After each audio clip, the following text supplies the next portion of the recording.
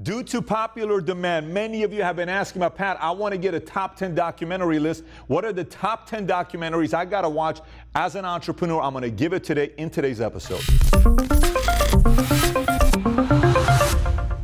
If we had Buffett and Gates here and we resurrected Jobs and said, recommend a book to you, you still wouldn't read a book. These documentaries are specifically to you. So for you guys that only watch documentaries, click on the subscribe button here and give us a sub and join the notification squad. So let me get right into it. Number 10 documentary is I'll Sleep When I'm Dead. See, when I watch this documentary, I watch it a night before I was sitting down with Steve Aoki to kind of talk to him about what his life is all about. How did he go from being a regular guy in Orange County to all of a sudden making $28 million you're DJing? How do you make $28 million you're DJing and you're on a Forbes list? And when you listen to his story of his life, you will realize exactly why he became who he became. His father went on one of these hot air balloon rides and went from Japan to US. That was a Guinness Book of World Record for like 30 years. And his father was a wrestling champion.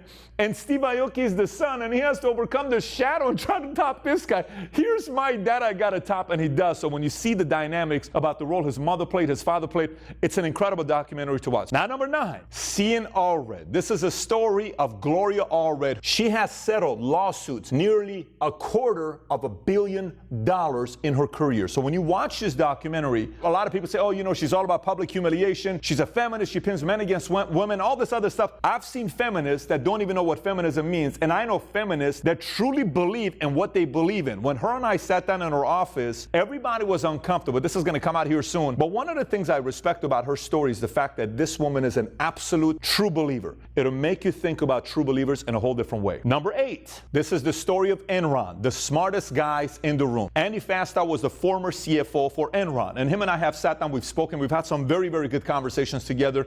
He's changed his life dramatically after what happened before to what it is today. You hear a time when everybody was doing what Enron was doing. They got caught. Now listen, they weren't doing the right thing, but everybody was doing it. So if everybody is doing, you're in the mix, you're kind of like, well, they're doing it worse than we are. What's wrong if I do? What's wrong if we do it?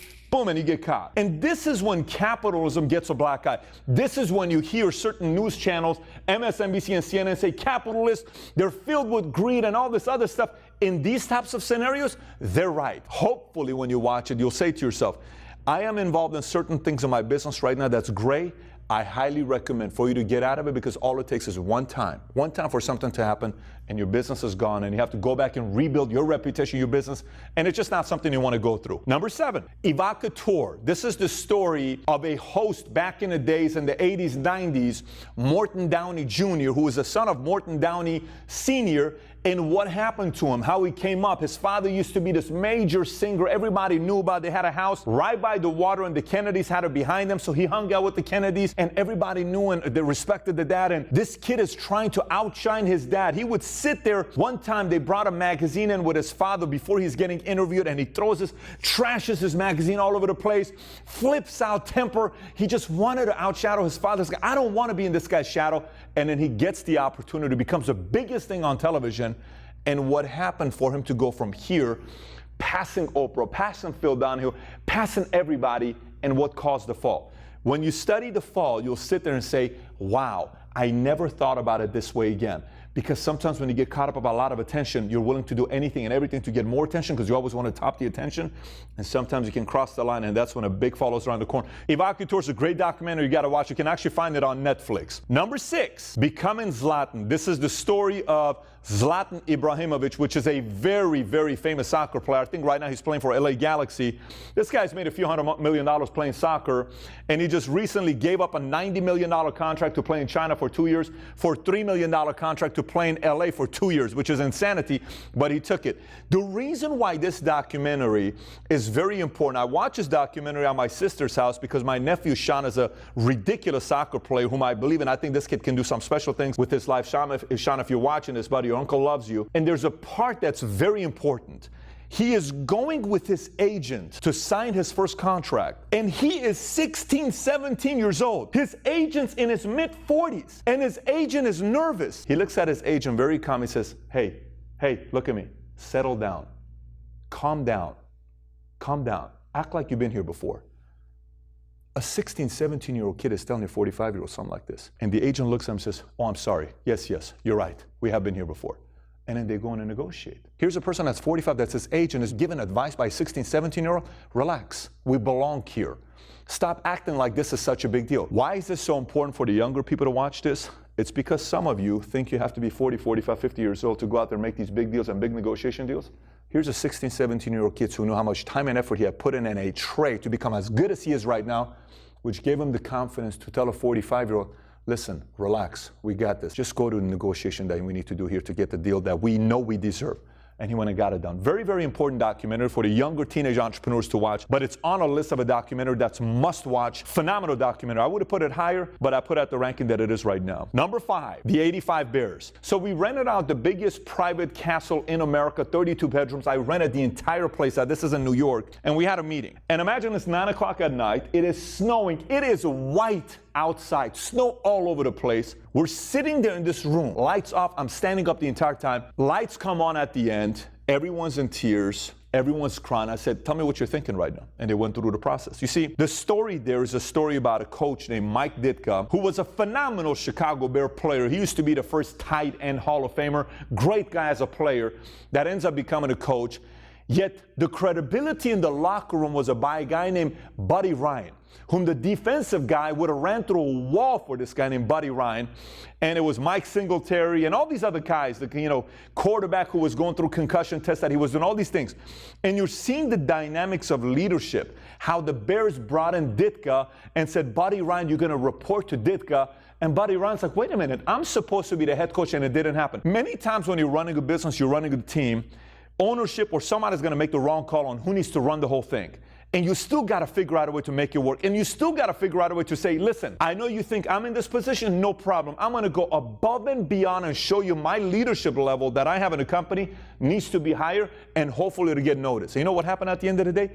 They won the Super Bowl. And it's a very emotional Super Bowl and how they win it. It's the only time in the history of sports, in football, this is the first time where they carried the coach and the defensive coordinator, Buddy Ryan. This has never happened because the players are trying to say, you were just as much as of a coach to us as Ditka was. And Ditka, years later, agreed when he talks about the story. It's just very emotional. I got the chills just thinking about it because I remember when we were in Ohika Castle and going through this whole process. Phenomenal documentary to watch with your team.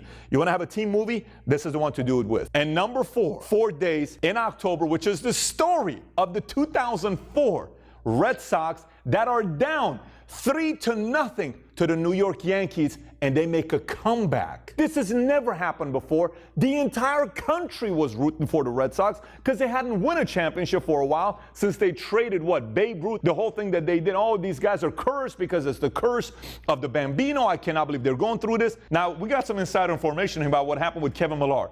Kevin Millar, the third baseman, who was not the top 5 best player on that team. At that time, Manny Ramirez had come off the Cleveland Indians. He was playing with Joey Bell, those guys at that time. They had Pedro Martinez, which was killing it. Kurt Schilling, and he had the blood on his leg. They had Papa, who was just leaving. Ortiz was coming from Minnesota. They had all these other guys. They had Johnny. They had all these guys, right? But everyone had given up because the Yankees, they're just going to come down and they had the stacked team. They're going to get it. Kevin Millar, third baseman, not the top 5 best player on the team. Moral of the story here, you don't have to be the best guy in the company to rally everybody. Sometimes it's just the guy that comes in and changes the spirit. Before the game, this doesn't make it in the documentary. This is just insider information due to proper investigation that we have here with the company. Kevin Millar pulls all the players and says, listen, if we're going to lose, we're going to lose. Let's do a shot of tequila. Everybody does a shot of tequila before the game, and they go out. And he starts going and talking to the news guys, the journalists, says, hey, you look like you're already picking Yankees. Don't pick the Yankees. I'm telling you, don't pick the Yankees. We're going to get it. Don't pick the Red Sox. And he goes telling everybody, and he's so loose. Yankees come out like this. You know how Yankees always look so proper, you know? They're going to kill him. Why is Kevin Millar so excited? And then the game starts. Then it's 3-2. What if everybody on ESPN is going crazy, and then 3-3, and then boom, they win 4-3. The Yankees locker room, they're sitting there like, what the hell just happened today? This documentary is such a great documentary for you to watch with your team, especially if you're behind in your numbers and you try to make up the numbers and you try to inspire some people in your company to be a Kevin Millar. Pump and Iron, and this is the story of Arnold Schwarzenegger. Listen, if you're a bodybuilder, you exercise, you've probably watched this before. It's got to be one of the best documentaries of all time.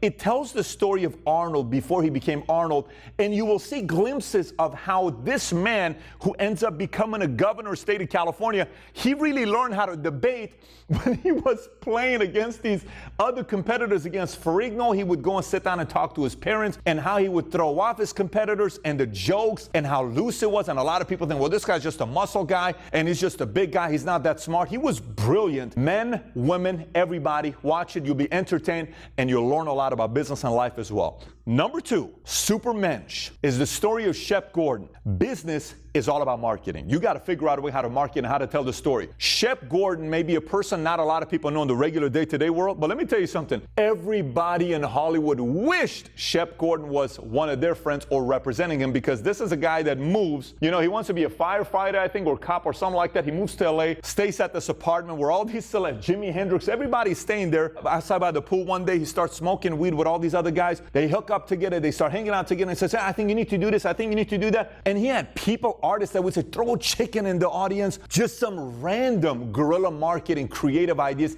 that nobody had ever done in Hollywood and entertainment, and he did it. He pushed the envelope. By the way, when you see how he talks, when you see how he's wired, very calm, very easy, very chill. And when he does parties in his house in Hawaii, you know who shows up on his birthday party? Names of names in Hollywood. That, oh my gosh, what's he doing here? I had a friend of mine, Byron, who did went to a party of his at his house in Hawaii. He says, Pat, Oprah Winfrey was there. Everybody was at this guy's house at the party. Shep Gordon, documentary called Supermensch, made it at number 2. And last but not least, Senna. This is the story of Ayrton Senna. Many of you who know me, you know how much I love Ayrton Senna, to the point where my youngest daughter's first name is Senna, spelled the same exact way, S-E-N-N-A. See, Ayrton Senna was a guy who brought so much pride and love to his country of Brazil. When Brazil was going through the phase where this guy was winning championships after championship after champion, beating Prost, beating all these guys, he was at that time the Michael Jordan of Formula One, pre-Michael Schumacher, right? Michael Schumacher looked up to this guy. He came and changed the entire game. One time he was racing. Watch this, how efficient this guy was. He's going around a turn and he hits the tires on the side of the wall. He comes out and he tells all the people that are the officials, he says, that wall was moved. He says, it wasn't moved. I'm telling you, that wall was moved 6 inches. We're telling you it wasn't moved. He says, let's go outside. They go outside with the officials. Officials look at it. He says, you were right. The wall was moved 6 inches. How can you tell 6 inches apart when you're driving?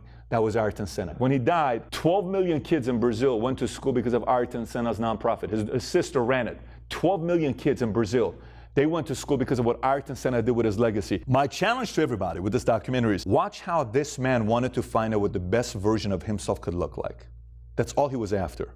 He wanted to find out, what can I look like if I give my best to this game? And he ended up finding out about it. Whatever you do in whatever industry you choose, you got to ask yourself, what can happen if I give my best in this industry? What is truly my capacity?